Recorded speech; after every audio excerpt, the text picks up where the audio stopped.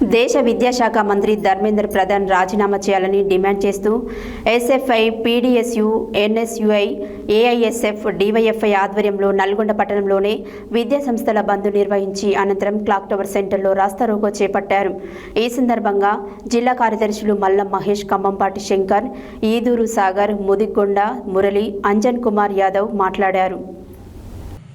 దేశ విద్యాశాఖ మంత్రి ధర్మేంద్ర ప్రధాన్ రాజీనామా చేయాలని డిమాండ్ చేస్తూ SFI, PDSU, NSUI, AISF, DYFI ఆధ్వర్యంలో నల్గొండ పట్టణంలోని విద్యాసంస్థల బంద్ నిర్వహించి అనంతరం క్లాక్ టవర్ సెంటర్లో రాస్తారోకో చేపట్టారు.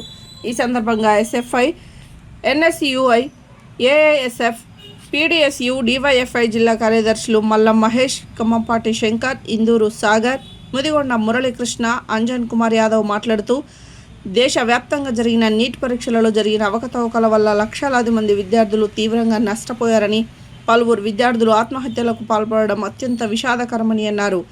విద్యార్థుల భవిష్యత్తును అంధకారంలోకి నెట్టిన కేంద్ర విద్యాశాఖ మంత్రి ధర్మేంద్ర ప్రధాన్ నైతిక బాధ్యత వహిస్తూ వెంటనే రాజీనామా చేయాలని డిమాండ్ చేశారు. నీట్ పరీక్ష పేపర్ లీకేజ్ వ్యవహారంపై పార్లమెంట్లో సమగ్ర చర్చ జరిపి బాధ్యులపై కఠిన చర్యలు తీసుకోవాలని కోరారు.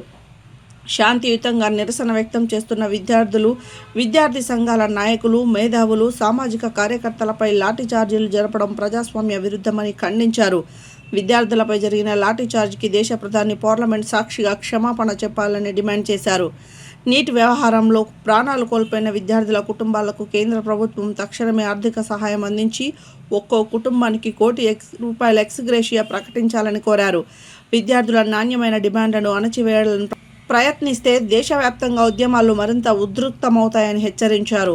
ఈ కార్యక్రమంలో పీడీఎస్యు రాష్ట్ర ఉపాధ్యక్షుడు జాను, జిల్లా కార్యదర్శి పవన్, ఎస్ఎఫ్ఐ, ఎన్ఎస్యుఐ, ఏఎన్ఎస్ఎఫ్, పీడీఎస్యు నాయకులు మారుపాక కిరణ్, సాయి తేజ, నవదీప్, అడిల్, యశ్వంత్, యువరాజ్, హర్షవర్ధన్, భైరు ప్రసాద్, నిఖిల్, బచ్చలకూరి అనుముల గోయల్, తరుణ్, చింతా వంశీ, షేక్ ఇంతియాజ్, చిట్టిబాబు, రాకేష్ విద్యార్థులు పెద్ద సంఖ్యలో పాల్గొన్నారు.